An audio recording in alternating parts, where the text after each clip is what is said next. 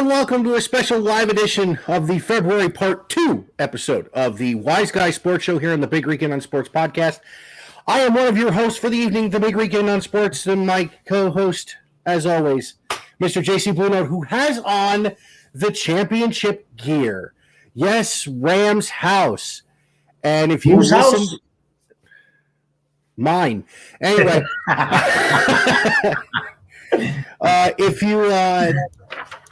I got to tell you, 1 point. I was away 1 point from having the final. Yeah, it's we're gonna go over the prop bets from that show, and you actually get a bonus point for that.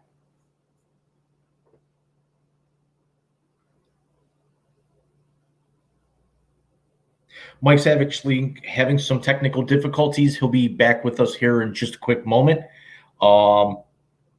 Tonight, we're actually going to talk a little bit of the Cleveland Cavaliers. We're going to talk the NBA. We're going to talk the baseball labor strike. We'll touch a little bit on the Super Bowl. And it looks like Mike is on his way back in, and there he is. You know what it is? It's on the edge of my bed. So if I push down, it all comes with me. Can we just make sure the audio is in the right spot? Yeah, okay. Well, I built for 15 seconds, so. No, I heard you. Listen, the audio's going through these. So I don't disturb anybody else in the house. Steph's got Bobby out in the living room. My mother-in-law's in her room next door. I want to give a special shout out to my son, Zach, who's actually in New York City right now at indoor track state qualifiers. So hopefully we're, I don't know where he got the running from. Definitely not from me. Sorry. So if yeah, it was like discus or shot put with the arm strength and everything, that I could see. Not me. Anyways, let's go back a couple weeks. Let's talk to Super Bowl real quick. You had called a blowout, which shocked me then. Were you nervous after the blatant defensive pass or offensive pass interference that didn't get called? I'm going to admit, as Mr. Rams fan, going back to when they were in LA the first time that we covered, and if you bring that name up again, this will be the last Wise Guy Sports Show. I bet you I will. After that non-call, and then when Burrow got pushed into the sideline, albeit legally, by Aaron Donald going to the boundary early in the third quarter, and then proceeded to get punched in the face by two Bengals that weren't called in front of 137 TV cameras. I actually shut the game off for an hour. I couldn't actually stomach it. I had the real time, like the ESPN streaming and play-by-play kind of going, but it's the actual TV. I just shut it off for a little bit. Yeah, I actually watched every snap. Of course, I watched the first half for the commercials and the concert, which was really good, actually, by the way. Who was your commercial champion? GM. I got to go, and I've got a very, very soft spot in my heart for this individual, but I thought the Anna Kendrick mortgage commercial blew it out of the park. It did, especially with the fixer-upper across the street. Yes. Did you notice what that was? Yes. I lost my mind because no one else in my house knew what it was. I'm sitting there going, it's Castle Grayskull. And I love me some Anna Kendrick. I'm sorry. We were just talking before we went on air that like Jessica Chastain can do no wrong. She's up on a pedestal. Anna Kendrick is like off camera for me. Really? Yes. It's I think she's one of the most underrated, funniest people in the movie and television industry. Her movies are, say with what you want about, the Pitch Perfects and everything. Her being in the Twilight movies, At least the first few prominently. She's hysterical in those, by the way. She is. It's a vastly underrated movie with her and Blake Lively called A Simple Favor. Yep. I thought was phenomenal. I still have gotten only about halfway through Stowaway, the Netflix movie she did last year. That's actually on my list to actually try and finish up tomorrow. But I love me some Anna Kendrick. Here's one with her that I think you'll enjoy then. Up in the Air. Her, George Clooney, Vera Farmiga. From what I've heard, yes. I just never got around to it. Clooney said she was the best part of the film. I always you and me as an Islander fan and you as a New Yorker can also appreciate this. Remember a couple of years ago where Anthony Beauvillier of the Islanders that took over Twitter with like shooting his shot and then everybody jumps on his back. It's like, hey Anthony, thank you for lending me your helicopter. Only after you rescued that entire orphanage from burning to the ground, and it spiraled out of control. It was hilarious. And the end of the third Pitch Perfect when they do. I have not seen yet. Oh, I'll send you the clip of the final song. She uses her voice on repeater. That's also on the short list. Yeah, she uses her voice on a repeater and does Freedom 90 by George Michael. I mean, it's phenomenal. It's phenomenal. So, yeah, I like the Anna Kendrick, but I'm a big Austin Powers guy. So and shout out to Rob Lowe for reprising his role as number 2. I'm a little upset Seth Green's hair was not gone like at the end of Goldmember. That bothered me a little bit. Not gonna lie. Why? Because you wanted to be twins? Easy, Chris.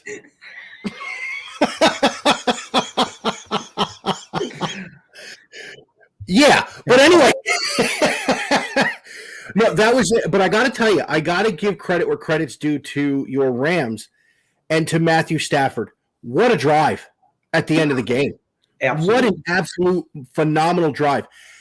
And look what happened. Let's take it a step further, the entire fourth quarter. Exactly, but let's take it a step further than that. After halftime, after the offensive pass interference wasn't called, that Rams D line took over. Yeah, did you see I'm not sure if you did, but did you see the extended cut of everyone mic'd up on YouTube? I haven't seen that yet. I got to be honest with you. It's about 40 minutes. It's about 45 minutes. Give yourself some time. It's everyone. It's Joe Burrow. It's the Rams sideline. It's McVay. It's Stafford. It's Whitworth. It's Donald. But it's phenomenal. It's and McVay is even on the missed OPI. He's even like running over to the ref saying, everyone here saw it. You saw it. Where's the call? And then he's basically just telling his team, move on from it. And then he even called Aaron Donald is going to make a play on the final drive. And he needed to, and he did. And that's the way the big time players step up. I will say this though. Sean McVay would not be in his second Super Bowl if not for another egregiously missed call. And we both know that. That is true. Yes. So, not that we're playing tit for tat here, but they did get a gift on that a defensive hold. So it kind of evens it out. But listen, hats off to the Rams. They made the plays they needed to win that game. Although Jalen Ramsey's new nickname is going to be Ghost. He is terrible. Yeah. I don't ever want to hear another Browns fan rip, and I'm guilty of this. It's of saying Denzel Ward's nickname should be Toast for as many big plays as he gives up to number ones. It's in comparison to what Jalen Ramsey has gone through in the last few weeks. Yes. Yeah, Ramsey got exposed. They won that game. They won that game in spite of him, not because of him. Agreed. No, they won that game because their quarter. For all the years in Detroit, he stepped up, man. and Yeah. he played phenomenal. So let's go forward a couple weeks and let's talk about All-Star Weekend in Cleveland. I watched the celebrity game.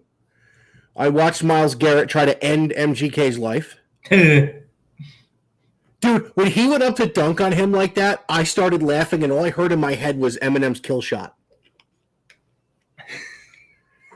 Because I'm like, oh my God, Myles is going to do what M couldn't and end this man.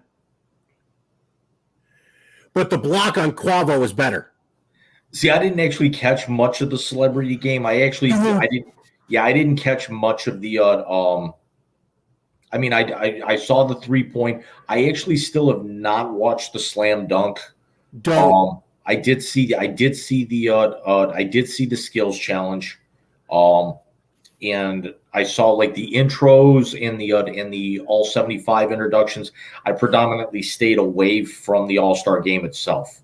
Well, the only All-Star game that's an actual game is baseball. Let's be honest. The Pro Bowl and the NFL, or not the Pro The Bowl, NHL All-Star game's a little quite fun though. What I was going to say, and maybe it's because I haven't watched the NHL All-Star game in years, but it just seems to me that baseball is the only one that has an actual All-Star game where they play. Right. They have to play an actual game. The Pro Bowl is a joke. Because there's no real way to half-ass playing baseball. You're not going to sit out there and loft up, 75 mile an hour meatballs, all because night. the game will never end. Exactly. At least I will actually say this: you as a baseball fan are going to actually, give props to that, and I'll give that to you because again, it is the only legitimate game out there. Yes. But I think the NHL's got the most intriguing and fun way of doing it by running 3-on-3 and making a tournament out of it. No, I think that's a really good idea too. I actually caught some of that. I think it was last year I noticed that that they had done that. But I loved the fact that the Cavs won the skills challenge. But going back to Myles, okay, so it was at Wallstein, right? Mm-hmm. Okay.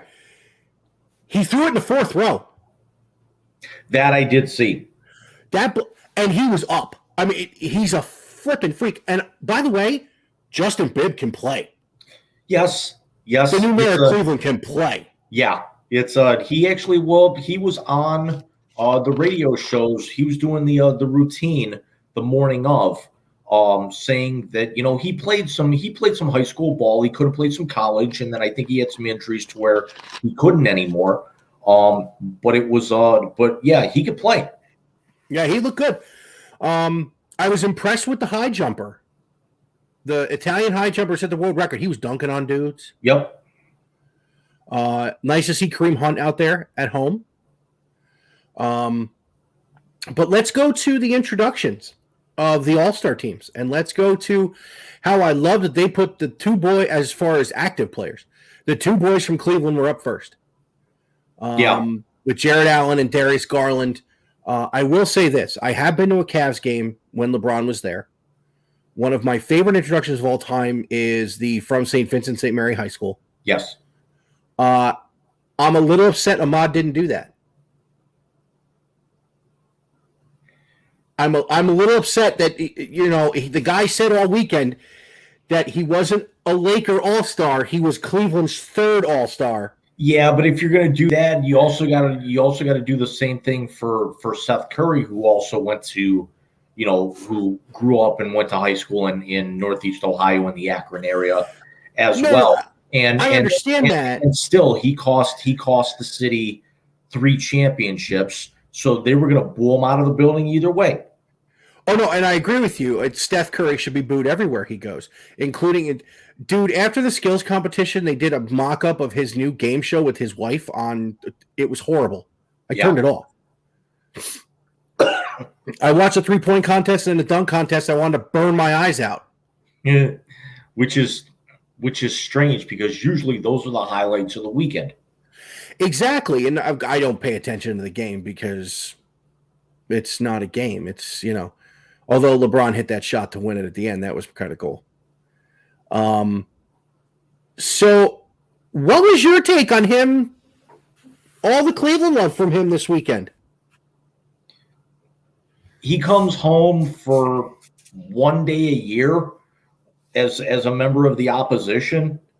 It's I mean, he's still got the City championship. He's still the greatest player in the history of the franchise. The day he retires, his number's going up to the rafters. Yep.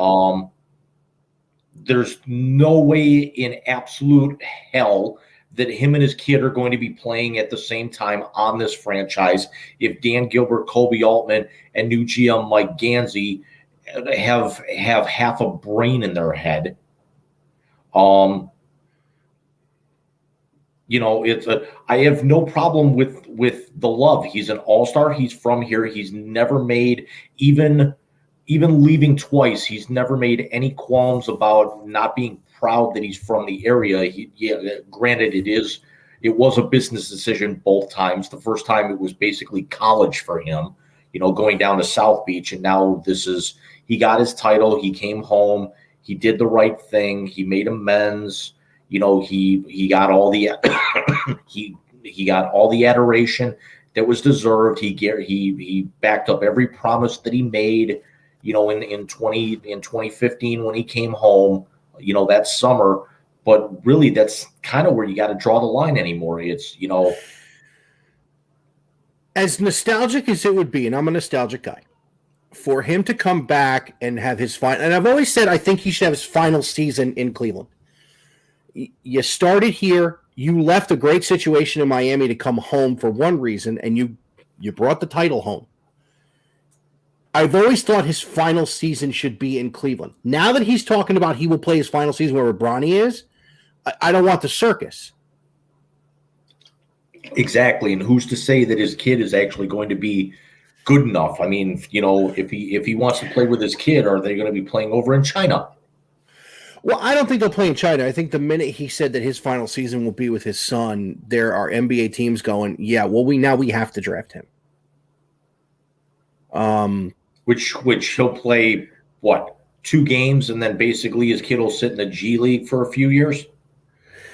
I don't know. Bronny's pretty good. He's a good on-the-ball defender. He's got a better jump shot than his old man did at this age. He's got basketball IQ for this age.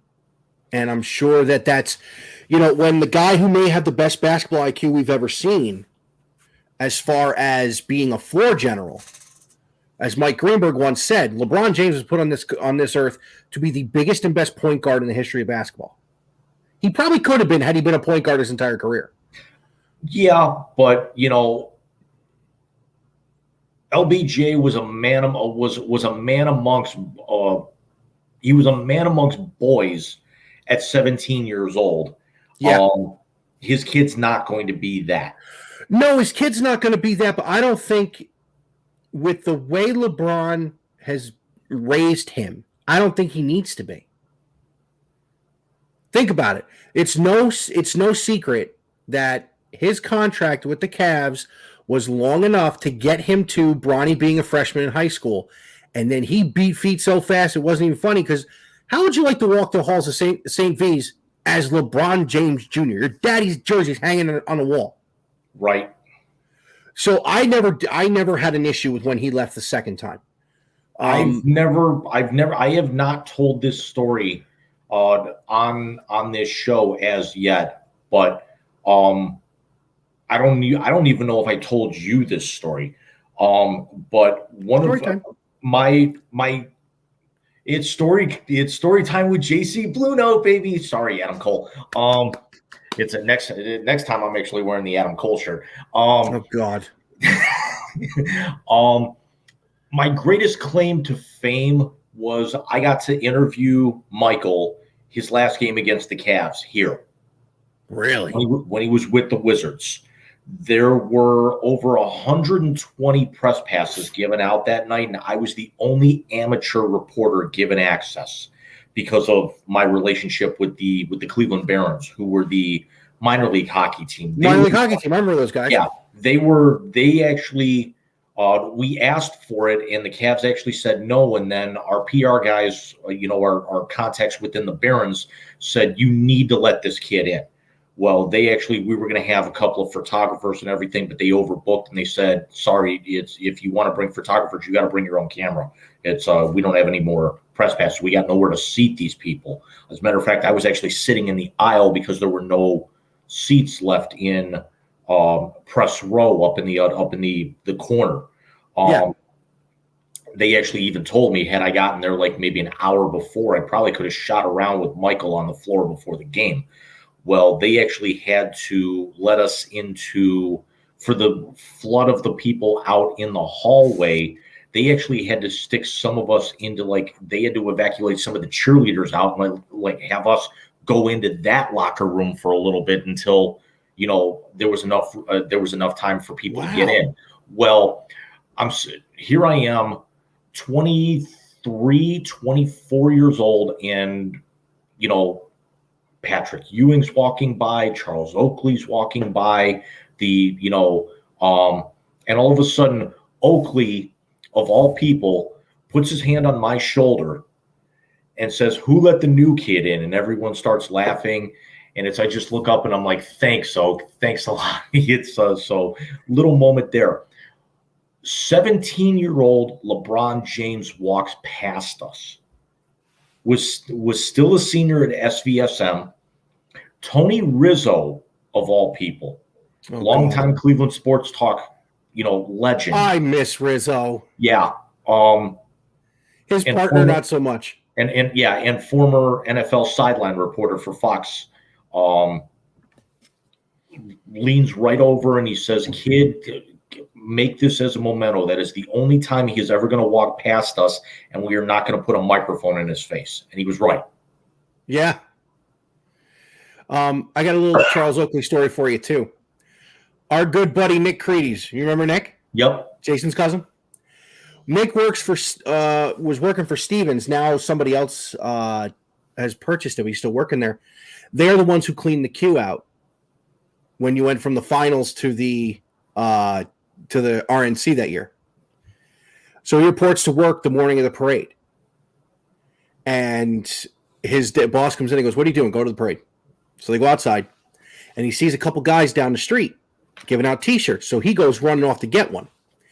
Well, as he gets closer, he realizes it's Shannon Sharpe and Charles Oakley.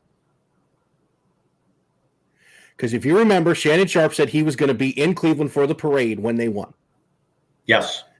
Well, he gets close. They don't have any left. Say hello to him. They're talking. And Nick goes, "Yo, Oak, I hear Chuck's at the airport. You want to go pick him up?" Explicative, Barkley. He turns around. Shannon Sharpe's laughing so hard he can't breathe. Nick has a picture of Shannon Sharpe doing one of these, and Oakley won't look at him.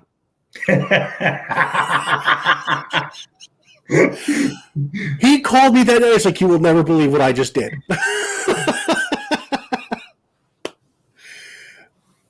Gotta love Oak. Oh, he's great. I still wish he would have gotten a chance to beat up Dolan. You and like 95% of the country. And 100% of Knicks fans. Right. Let me tell you this. My opinion on, like I said, I don't want the circus of LeBron, but I would like to see him play one more season with the Cavaliers. Mm-hmm. It would be the season we never got. Brady even signed a one-day contract with New England before he retired. I assume Matthew Stafford will end up doing the same thing with Detroit. No disrespect to your Rams. But I would love to see. I think we got screwed out of it with Michael because Michael didn't go back to the Bulls. Right. I would love to see one more season. So let's segue into our Cavaliers from there, and we'll talk about the other thing at the end of the show.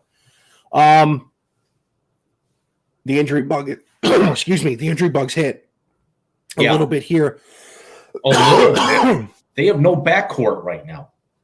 Well, yeah, I saw Garland and LeVert are both hurt. Of course, no Ricky Rubio for the rest of the season, and no Colin Sexton for the rest of the season. And no Rajon Rondo. And Rondo's hurt too. Yeah. Is Lauri Markkanen back? Markkanen did actually return the other night against Detroit.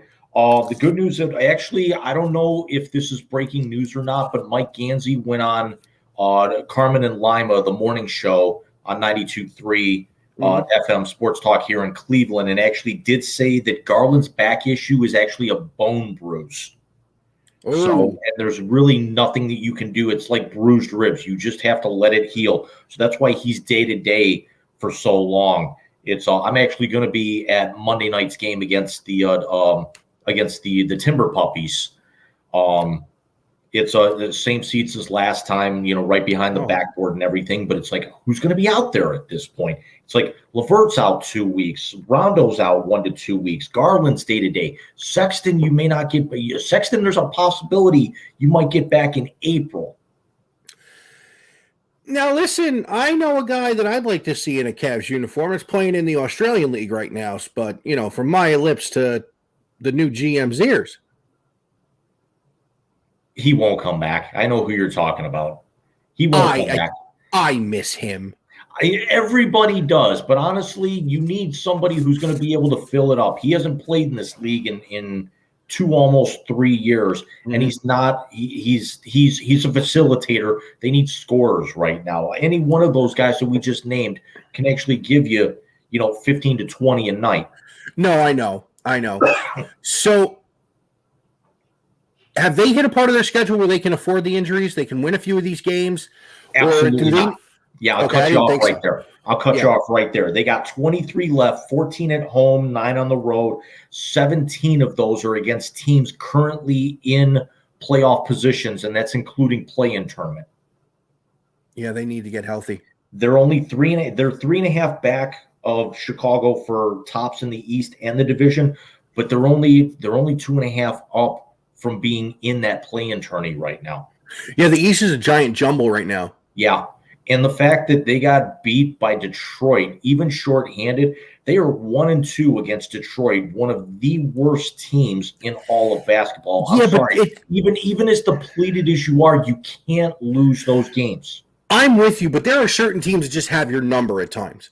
If you look at the Mets, the Montreal Expos / Washington Nationals, the Marlins, the flippin' Marlins, they just have their number. Look at Tampa Bay years ago before they got to be a powerhouse like they are. They always had the Yankees number. They always played them tough. Right. Look at our Indians. It's always been Minnesota. Mm-hmm. Haven't adjusted to the new name yet, have you? Oh, Freudian slip. Sorry. Listen, we don't know with the new name. Well, technically, we're actually, since they haven't officially had a game yet, and we're going to get to that in a minute. They're still the Indians in terms because the Cleveland Guardians have never played the Minnesota Twins yet. That's very true. You should have been a lawyer. Have you ever seen Fear and Loathing in Las Vegas? That's the one with Johnny Depp, right? Yeah. That was a very good friend of mine. That's her all-time favorite movie. That is the only I think that might be the fastest I've ever turned a movie off. I got 10 minutes in, said, "Is this the dumbest thing I've ever seen? I'm not going to sit here through a drug-infested or whatever for 2.5 hours," and I shut it off. John Rice is watching. He just said, "Love that movie." Hold on. Me too, bud. Me too. Benicio del Toro should have won an Oscar for this film. Just the, as your attorney, I advise you to take the green pill, fell off the couch first time I heard that. Also, I think we established on a previous episode, I can't stand Johnny Depp. Why? I haven't liked Johnny Depp since 21 Jump Street. There's just something about him. That's just not fair. It's like me with Will Ferrell, though. Yeah. There's only so much Will Ferrell you can take, And mine ended when he was doing the cheerleading skit on Saturday Night Live. Yeah. It's I will, probably I'll say the only movies I actually of Will Ferrell that I can tolerate are Talladega Nights and Wedding Crashers, and it's not because of him. He just happens to be in it. Wedding Crashers may be one of the top 10 comedies of all time. Yes. And not for anything other than Bradley Cooper goes so off the rails Yes. in that movie. And it's funny going back and watching that movie now and just thinking Academy Award winner. It's Favreau, Owen Wilson, Rachel McAdams, Isla Fisher is like Mrs. Borat now. Mm-hmm. I think she was then too. I don't exactly remember. I had a thing for Isla Fisher way back when as well too. Before I knew that, and it just ruined my whole image of her. Yeah. I loved her in what was the Ryan Reynolds movie? The one with him and Elizabeth Banks and Definitely Maybe.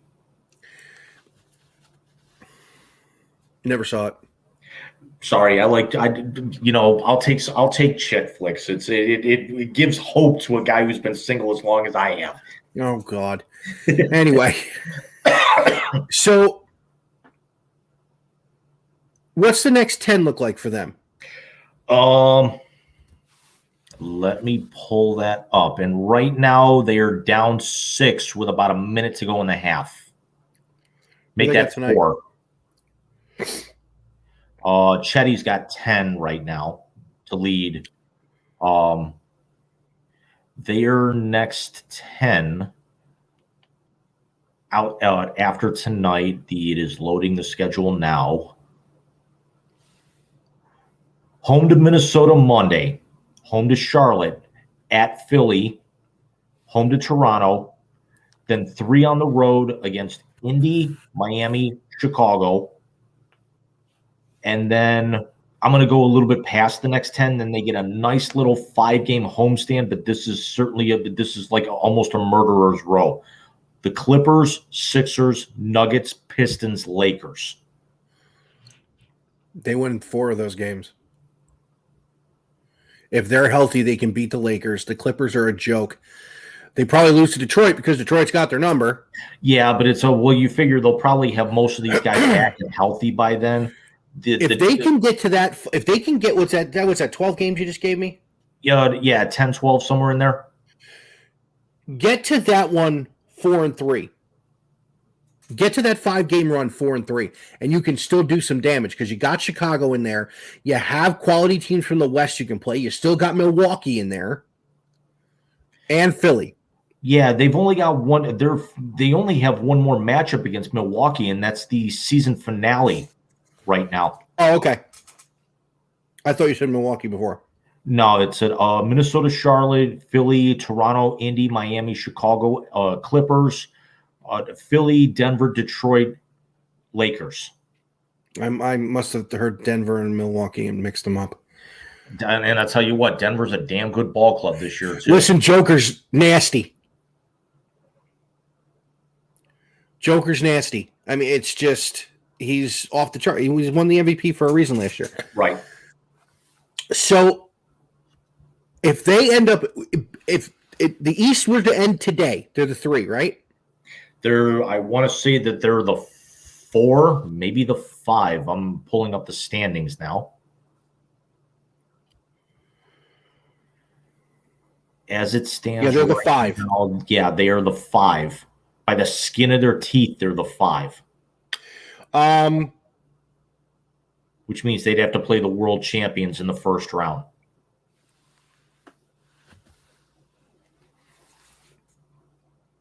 They get Milwaukee.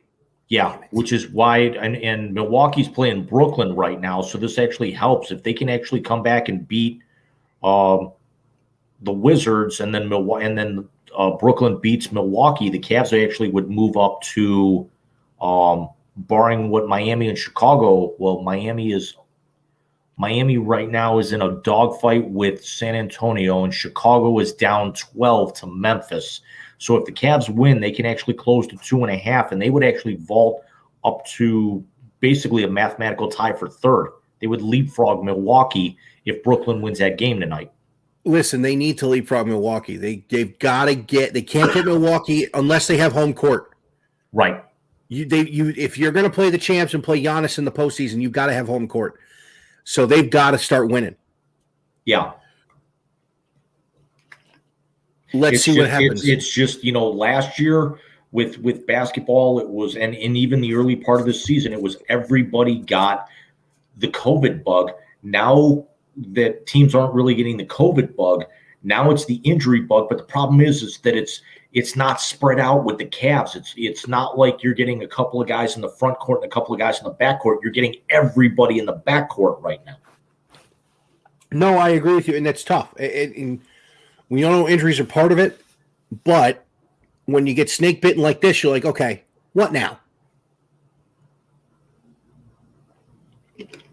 I can't tell you the last time I had vitamin water. It's really all I drink anymore.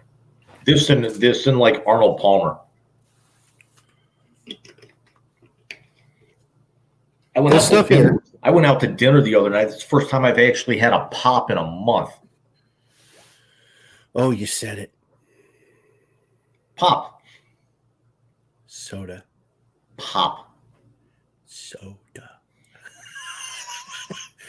You forget. I haven't shaved, so I'm a little irritated right now. You forget. I am from east of the line of demarcation.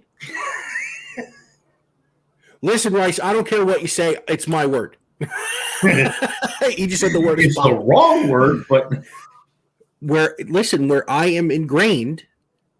And by the way, moving to Cleveland is why I call it by its name, where it's Coke, Dr. Pepper, Mountain Dew. It's not, can I have soda? It's, I need this. All right, last thing about the Cavaliers. You get to the playoffs. You get Sexton back. You bring in Young Bull off the bench, or are you putting the backcourt back together that you started the season with? You have to bring him in off the bench. You have to, because if you're completely healthy, he went out 3 games into the year, and then they played this well without him.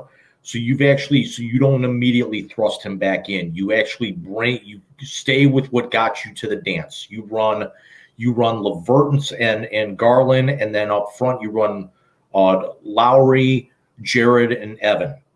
And then you rotate in Kevin and Goodwin and Chetty and Sexton. And I'm not saying that in any particular order, but you definitely bring Sexton off the bench, because at that point, even if he comes back before the end of the regular season, he's going to have maybe 3 games, 5 at the most, after sitting for the last 7 months. Yeah. Who's the odd man out in the rotation? Or can Bickerstaff rotate this team to where they can get everybody in and get the contributions they've been getting the whole time? That's tough, because, the way that everyone contributes right now, you're not going to phase out LeVert. You're not going to phase out any of the 4 guys I just mentioned. You can't really phase them out. You've got Windler and Goodwin, who can actually, who will be playing with the G League, and then, God forbid something happens, you actually can have them there but not dressed. So at least this way they could be on the postseason roster if you run into a pinch. But I mean, if you're looking at it, the guys who would actually be odd men out are guys who are really towards that 9 to 12 men in the rotation to begin with at that point, because of how deep you are once everybody's back healthy in the next few weeks. Yeah, because I remember in the playoff runs from a few years ago, and I have on actually the wrong side, the 2018 finals hat. I have the championship hat back there. I just don't like snapbacks. I think it's stupid on my head. Yeah, plus also it said I've never liked snapbacks, just because after a while they'll rip out. I mean, these are like the only caps that I wear, those dad caps, just because they're like already broken in and they're so friggin' comfortable. I get the stretchy ones like you got me with the Big Rican hat. Yeah, although I actually found I found that they don't hang very well. At least these I can like throw right over a hanger or something. I have the thing on the back of my door. My wife got me that even the fitted ones fit great in them. Yeah, I don't have that luxury, but I did actually find something else that it goes over the bottom rung of a coat hanger, and then it's got like clips on them, so you can put 10 of them. Yeah, because because I remember with the LeBron rotations, they got shorter, and you had the guys playing in more minutes and different situations. Bickerstaff's got such a deep roster that he doesn't need to worry about that stuff. Exactly. You don't need to thin the roster to where you're guaranteeing time for a Dylan Windler and Ed Davis, because everyone's minutes are going to end up getting longer because the game's going to get stretched out that much more. Yeah, no, I agree with you. I just hope that listen, I think they can get to the conference finals. I really do. But they cannot get Milwaukee till that conference finals. And you got to hope that Milwaukee's played some long series between that so you can tire them out. Because if the Cavs can run that rotation that deep, they're going to have fresh legs going into the conference finals. Right. And that's going to be humongous. Last question. Are you maxing Garland out soon?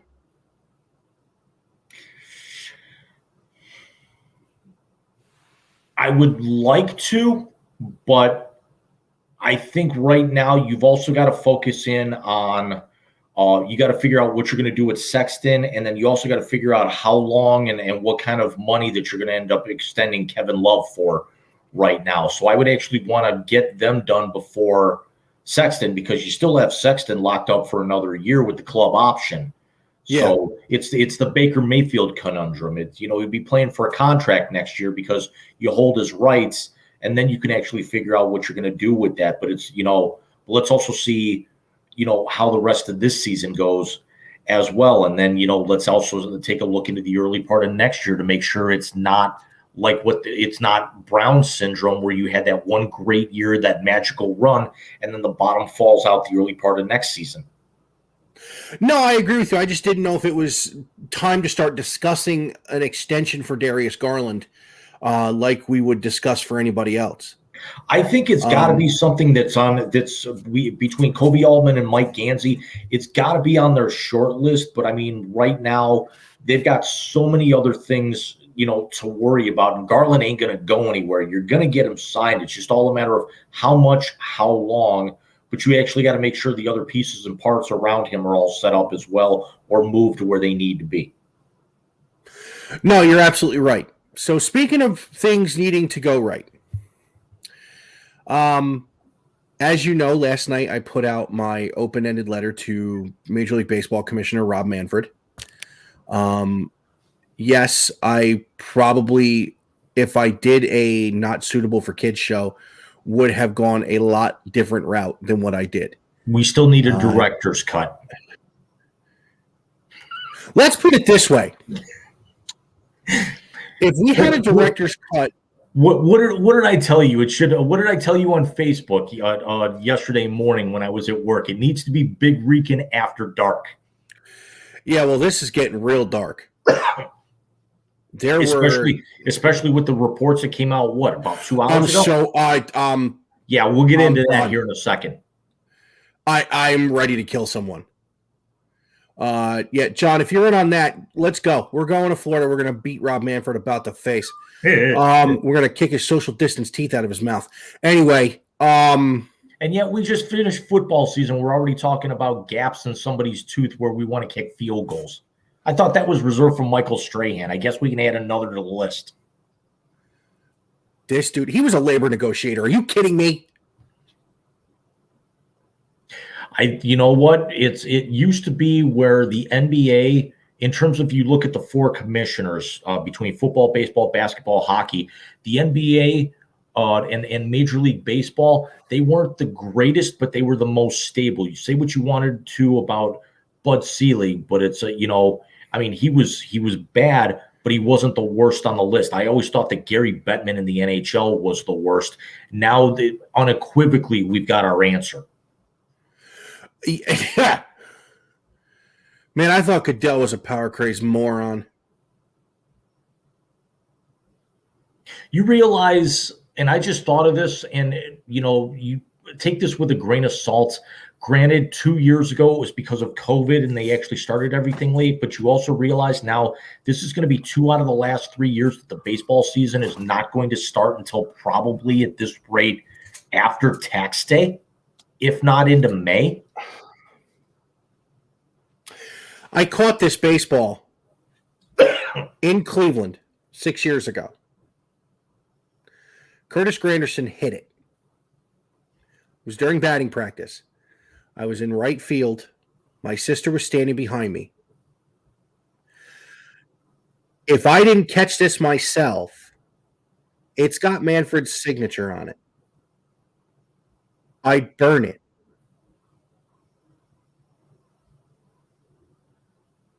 Or a lot of whiteout or paint. Oh, by the way, did you know Major League Baseball batting practice balls are stamped practice? Yes. I found that to be odd. You know, the other funny thing is that I actually I have like my TV cabinet, and I have like little things on display. So I've got like the Baker Mayfield pop figure, but I've also got like, you know, authentic game pucks from, hang on one second. To all those watching, I think Jim's going to get a game-used hockey puck. Nope. Baker! I saw it. I had to, but it's like I've got, you know, authentic game pucks from, now granted they weren't used, but it's, you know, the ones that like you buy in the display case and everything for the Blues, the Islanders, the Winnipeg Jets, and the Sabres, the 4 teams I follow. Well, I was actually thinking baseball actually has replica balls. They're like stitched a little differently, but they're actual MLB, almost like batting practice balls, and they put like the team logo on them. And I'm thinking of like ordering a few of those because of how different wound they are. They actually said that these are not meant to be played with. They're only meant to be displayed. And it's like, so what you're saying about the BP balls, that doesn't surprise me at all. Here's one that a lot of people don't know. My cousin Patrick has one. It's a baseball. It was supposed to be game used. It was never used.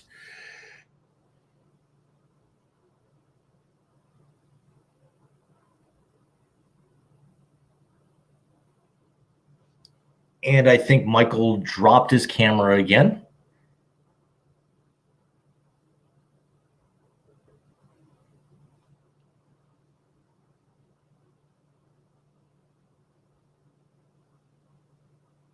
And we're back. I don't know why that just did that. Baker!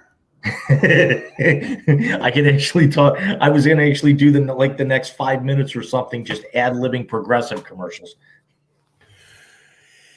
You know what? That would be fun. I want him to come back just because I want to see those commercials continue for a little while.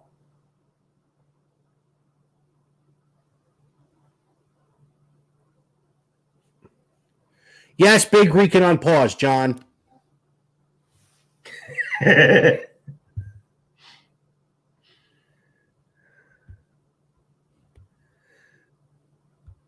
Yeah, we'll give Rice his moment. That is the first live comments we've ever actually had on this show, going on what now, 7-8 months? Well, it's not the first live comments. My daughter's commented, but she's always been like, "Hi, Dad." Well, that's actually the first one I've actually seen come across the screen, so that's really cool. I can pick which ones to do. Yes, hold on. We got to do this.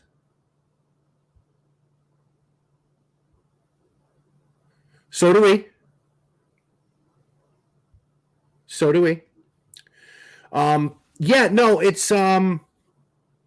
But going back to my episode, what were your thoughts on my message overall? Couple of things, one honest and another one kind of tongue-in-cheek. The honest thing was, Mike, tell me how you really felt. And then from being a little tongue-in-cheek to quote Wayne Campbell, excellent. Thank you. Game on. Actually, at this point where you're hoping for game on. And I felt I had to bring out the James Earl Jones quote from Field of Dreams. Because this sport has only been canceled for two things: world wars and their own stupidity. Yes. And we're at the own stupidity portion of this.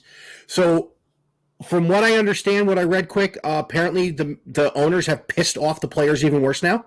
Yes. Yeah. I didn't read the full story, but yeah, it's so now they're not 100% sure with where this is going. It's the deadline is Monday, and they've all signs are reading like they're walking away. They're going to be there tomorrow, but here's my problem with it. Yeah, I just went back to ESPN's homepage, and they literally just put the headline up: Players Union irked, but will meet for a 7th straight day. And here's my problem with it.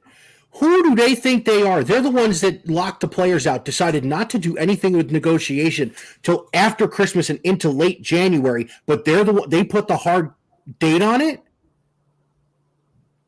I should have known this was going to go off the rails when they said Hal Steinbrenner was doing most of this. Yeah, I did see. I saw that on your show last night, and I'm just kind of skimming over the story here, very very quickly, getting Jeff Passan's cliff notes, so to speak. I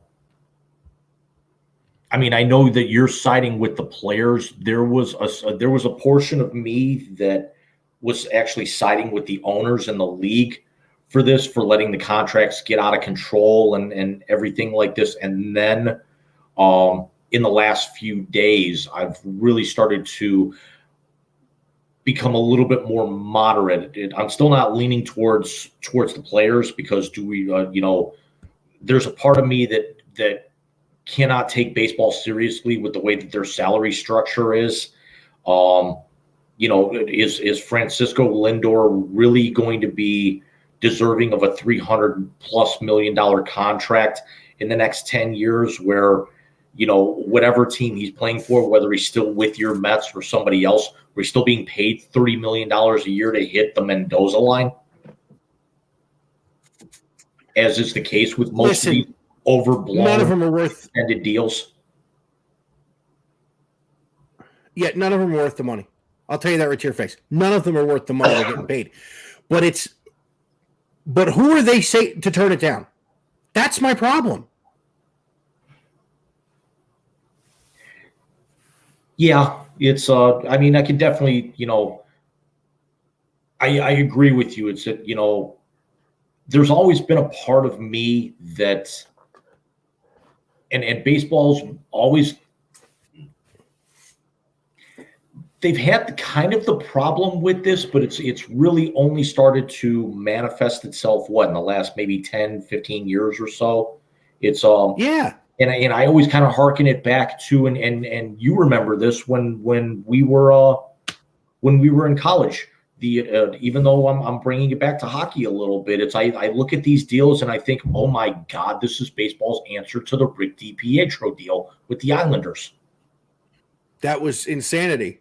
That was the stupidest contract in the history of contracts, and baseball's trying to repeat it every year.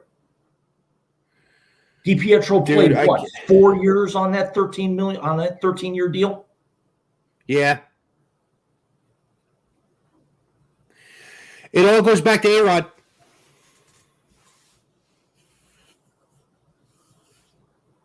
Where's Jim Rome and the Jungle Clones ripping on him when we need him? Getting a table flipped over on him and being called. Shut up. Didn't even get it out. Didn't even get it out. I'm sorry. No, you're not. I'm really not.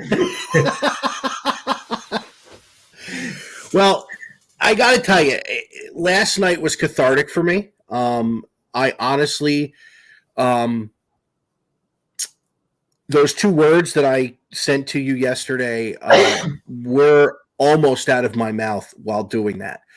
Because for anybody watching it, don't hold on.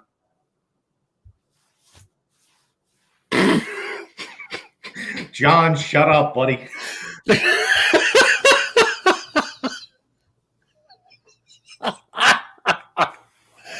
That's wonderful.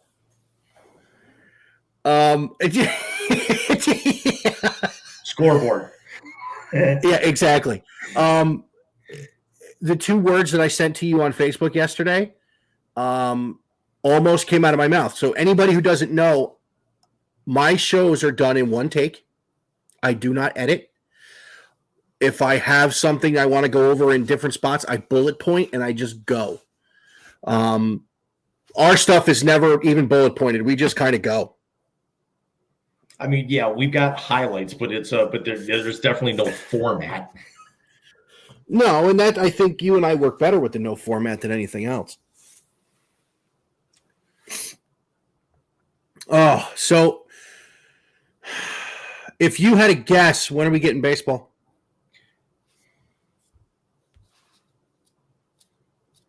You know, I was almost going to ask this in that segment that we were talking about doing. And I think maybe we could prop start bet that. segment. We got time. We got time.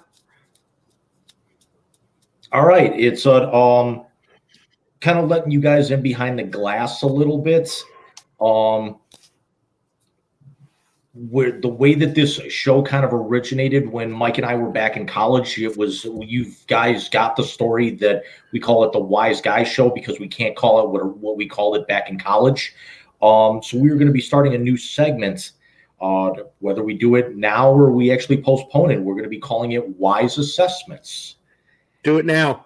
And so Mike and I are going to be posing a couple of questions to each other. We're going to kind of like how we did with the Super Bowl prop bets with Alex. And we're going to keep a running tab of this and kind of also going over the Super Bowl prop bets real quick. And this is not me self-glossing or whatever, but of the 10 that I still can't even believe from what I asked that we actually ended up with 10 with what you ended up asking afterwards. The final scores were, Mike, you finished with 2. I'm going to give you 2.5, and I'll tell you why in a second. Alex got 3, and I got 4. The national anthem was over under 104.5 seconds. We all took the over, so we all got a point with that because it was 110. We all took the Rams outright to win. So we all got a point for that. Mike, you get an extra half point because you were closest to the pin. If it wasn't for the botched extra point, you would have hit it on the head. Game was 23-20. Mike called 24-20.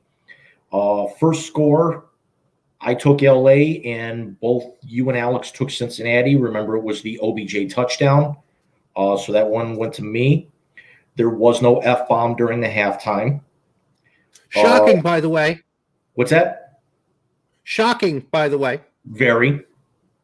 But I'll also take your word on that because I actually ended up spending that time doing dishes instead of watching. Oh, God, shut up. The MVP, you and I took Donald. Alex took OBJ, went to Cooper Kupp. The MVP speech went to teammates, which Alex called because you and I actually said it was God. Yep. The dog commercials, you and Alex took the over. I took the under, and it was technically 6.5. And I think they said it was 6 or 5. So I technically won on the. I friggin' won on the dog commercials, because there was no dude or Jesus mentioned during the Michelob commercial because Shocking again. They weren't in it. Yeah. All 3 of us said Goodman, and then the Anheuser-Busch commercial, you actually didn't answer it because you were the one asking. I actually went with Bud Light. Alex went with the seltzer, and then it was that Bud Light Zero Carb Next that's coming out. Yeah. So the final scores were I had 4, Alex had 3, Mike had 2.5. And I got to say, the Guy Fieri commercial was pretty good. Yes, it very much was. I mean, there were a couple of out there that were real stinkers. I thought the Doritos commercial with all the singing animals and everything that turned into whatever, I thought that was terrible. You can't go wrong with a sloth, though. I thought, it started out with such promise, and then the more it gained steam, the more it turned me off. Yeah. The only other commercial that really bugged me was the QR code. Yeah. That was annoying. Yeah, I thought my TV broke. What's that? I thought my TV broke. Yeah, it's although you know what? I actually thought it was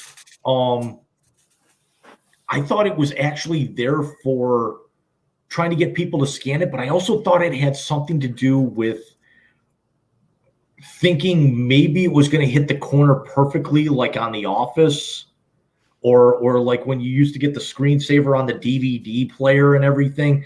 I thought that was actually going to be it. It was going to hit the corner, and then that was going to be the end of it. So everyone's watching, thinking, "Is it going to hit the corner? Is it going to hit the corner?" And it's not going to lie, I experimented with QR codes for a while. I almost thought about doing one for this show. But it's like, I have one coming. My wife got a keychain made for me with a QR code on it that'll link you right to the podcast. Nice. We did one for Adam's cupcake business for a while, and then it's we actually found that it wasn't going anywhere because then most people were ordering off of Facebook than it was the website.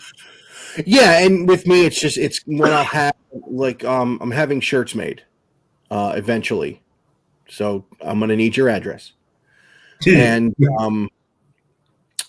And to be honest, she had this idea because she had gotten we got shirts made for Bobby's first birthday party, which comes up he'll be 11 months on the 11th, which is so yeah. The QR code sounds like fun. I'm gonna enjoy the hell out of it. It's on a keychain, so I'll be able to have people just scan it. So, what were your assessments for this episode, James? I had these written down somewhere. I think I actually put them in the wrong file. I hate it when that happens. Yeah, I have so many legal pads. Okay, the two that I actually have is the strike over under 3 more weeks. First of all, it's a lockout. Stoppage, whatever we want to call it. The fact that we don't have baseball, do we have to wait 3 more weeks before we get something, even if it's spring training? Over.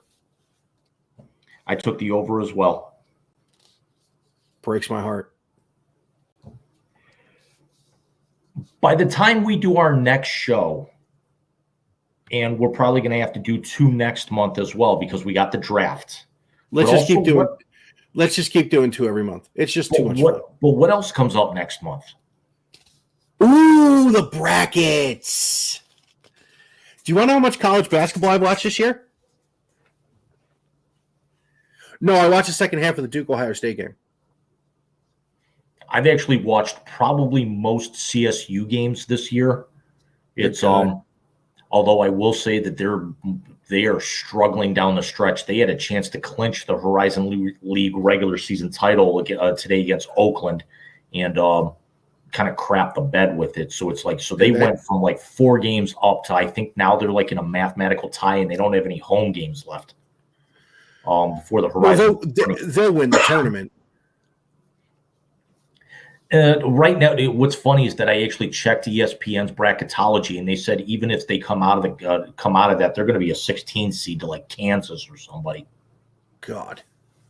More bids getting into the NCAA tournament: the Big Ten, the Big East, or the Big 12? Big 12. I'm going to go the Big 10 right now. And that pains me to say that. Although we know one team that won't be there. I don't know if you saw earlier today, Michigan State had a phenomenal upset of Purdue. Against Purdue. Yeah. You know what? Change that. I'm going to say the Big Ten too. Because I forgot about Michigan State. I just know. I think they could actually find a way to squeak themselves in. You can never count out a Coach Izzo team. No, I agree with you. So we're up over an hour. So let's put a bow on this. And yeah, let's start doing 2 a month anyway. So Jim, you did tease one thing. We have the 3rd annual Big Rican mock draft coming up. And I will tell you, I'll send a note out to the boys, but I will tell you, Mr. James, that you will be covering the NFC West and one of the AFC divisions. And of course, my wallet with the note is in the you're doing, I think, the AFC South. Okay. Yeah, I think that's it, but I'll let you know for sure. Because I'm the host, I'm doing the AFC North. So I'll do, because I figured you following the Ravens and in Cleveland, I was like, you know what? I do the AFC North for everybody I do. Yeah, but you also remember when they moved the franchise, I stayed true and got a lot. I know. Yeah, so I stayed with the lineage of the franchise for a while. So I was a Ravens fan. No, I know, and I'll do the AFC North and the NFC East. Alex is going to do the NFC North, being a Bears fan, and I want to say he's got the maybe Alex has got the.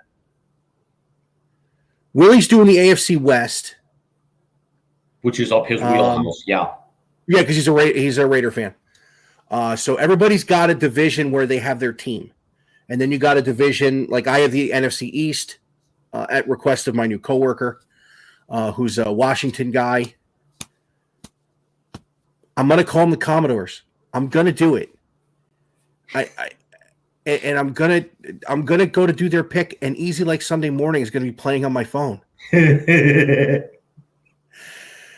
Well, did you see what I did for the baseball show that Willie, Alex, and I did? I saw part of it, but I didn't see the whole thing. I couldn't get it fast enough, but I was going to have Tina Turner's "We Don't Need Another Hero" playing when I talked about Max Scherzer.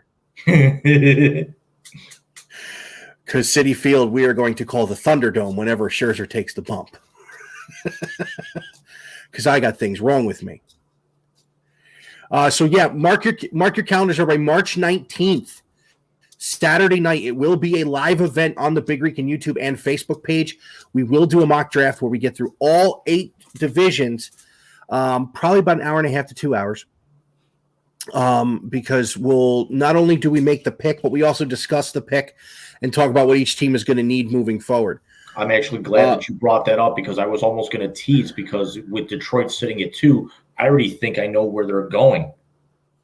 I do too. And I don't think it's actually where a lot of people think. I don't think they're going quarterback either. Exactly. No, you have all that money invested in Jared Goff for at least the next 3 to 4 years. They're going weapons. And he's only 27. And they got Penny Sewell in the draft last year as a joke. They've been looking to replace a pass rusher since Sue left. Yeah, but I don't think there's anybody in the outside of the kid from up north that'll probably go number 1 overall to. We're not doing another show for another 3 or 4 weeks here. I think Jacksonville goes O-line. Not at the top of the draft. There's no alignment to good with the top of the draft. They're going to trade the first pick then.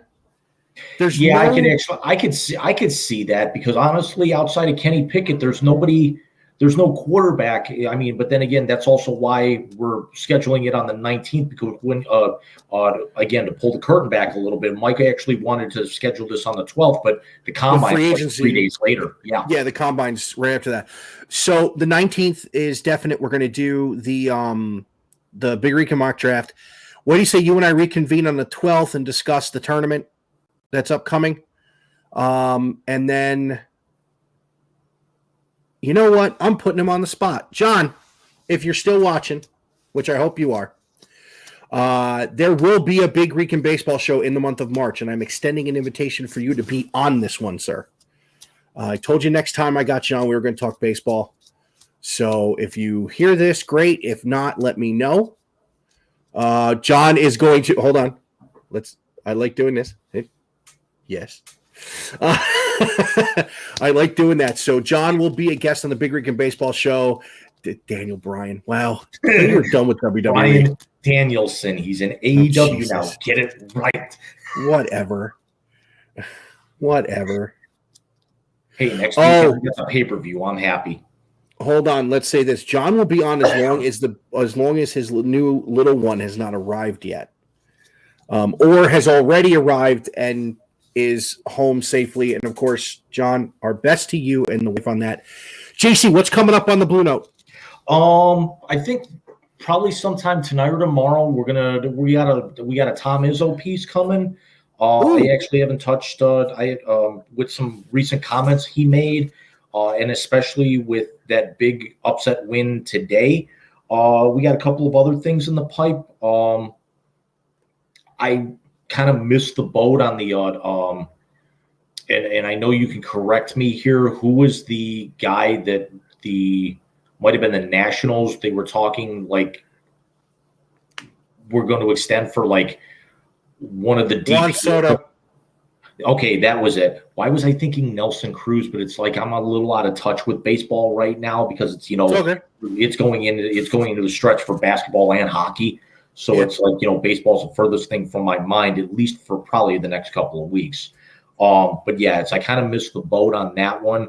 Once if we actually get a resolution here, and then contracts start opening back up, then I'll circle back on that. But I want to get the Izzo piece out there. Got a couple of other things in the NFL I wanted to look into. Kind of missed. Might have a couple of hockey things coming up, especially with the trade deadline coming up in a couple of weeks. Here's actually, I really want to be able to do a Calgary Flames piece in a little bit, provided that Matthew Tkachuk doesn't get into an altercation where somebody tries to eat him, like Brendan Lemieux did from the Kings a couple of weeks ago, where he bit him twice. I don't know if you saw that. No, I didn't know Mike Tyson was playing hockey. Yeah, there's a famous Sportsnet in Canada. They have a regular named Steve Dangle, and he does this thing called Dang It's every week. And he's like, and it was hilarious when that happened last month or like late December. He says, biting people is one thing. You do it again, that's eating people. That's great. That video actually got demonetized when they showed it. Wow. So, because right now the Flames are one of the best teams, if not the best team in the Western Conference. I don't care what they say about Colorado, but I kind of want to get a piece on them because they actually haven't been this good since their Stanley Cup run in 2004, where they came up short against the Lightning right after the lockout. Yep. So we got a couple of other things in the pipe, but I definitely want to get something done this weekend. Maybe something on the Falcons with some of the turmoil that's going on with them. The Kyler Murray thing keeps picking up steam after I did that piece last week. Yeah. So it's and that's turning into a mess. He should just go back and play center field for Oakland. What's that? He should just go back and play center field for Oakland. Yeah, it's and then we got a huge UFC card coming up next weekend with one guy who's probably my favorite fighter to hate, and I hope he gets his head knocked off, and that's Colby Covington. Well, as far as Big Rican goes, again, we're going to have a Big Rican baseball show next month because I'm sick and tired of not having one. Hopefully, John and Nikki will have had the little one, and we can have John on there. If not, I will get him on again. Of course, we'll have 2 episodes, actually 3 next month with you, because we'll do 2 of these, and then we'll do the mock draft. Also, I'm going to step out of bounds, and I'm going to get into why the women's national team should make more money than the men. It's been something I've thought of for a long time, but I'm going to do my research on this one, and I'm going to get into that. May not be a full show, but it will definitely be a segment. So as always, Big Rican can be found here on both YouTube and Facebook. On Twitter, I'm at Big Rican on Sport. We got at JC Blue Note 24, right? Yes. Okay. Google, Anchor, Breaker, Spotify, Pocket Cast, Radio Public, and as I've said for the last several months, just ask Alexa, play Big Rican. Jim, I will see you in a couple of weeks. We will get another Wise Guy show in. Of course, we got a bunch of stuff going on in March. Happy end of February to you, my friend. My best to you, and very quickly before we sign off here, just kind of push it to a nice round 75 minutes. You wanted to bring up something with me that Mr. Pantsley sent you on Facebook? Okay, yes. Yeah, it wasn't on Facebook. It was on Twitter. I retweeted Twitter. it at you. Well, I think he also put it up on Facebook too. But it's but Did he? everybody saw the tweet. Okay, so this may have been. Do you think it was staged, or did she just take that bump like a champ? And I think you brought this up because of the wrestling fan, correct? Yes. My brother would probably be a better judge of this, considering he used to wrestle for Cleveland All Pro for a little while. But it's I gotta commend him for actually taking the bump, although he didn't actually flop the arms out like you're supposed to do when you take a back bump like that. But yeah, took it like a champ. Sandman, Tommy Dreamer, Adam Cole, Orange Cassidy would have been proud. Took it like a champ. Listen, I have to say, when he put on there, if you don't hear Jim Ross or get an EC dub chant going, I can be friends with him because I did that. Yeah, it's and yet what's funny is that if I actually hear Jim Ross, I'm actually thinking of like now AEW with some of the crazy stuff that they're doing. I wasn't thinking, Mick Foley, Hell in a Cell with this. I wasn't actually thinking, you son of a bitch, he's broken in half.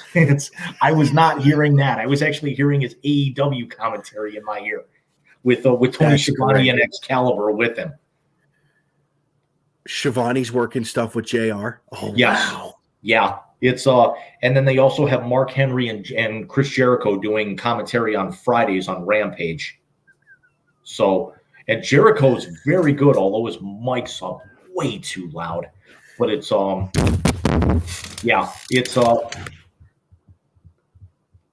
you could think ECW, but if you think ECW, you're not thinking of an EC dub chant. You're actually thinking of one gentleman saying 3 words. Yeah, I know. Well, we're going to get out of here. The legend himself. Exactly. Well, we're going to get out of here because it's almost bedtime. Jim, I'll see you in a few weeks. Take care, everybody.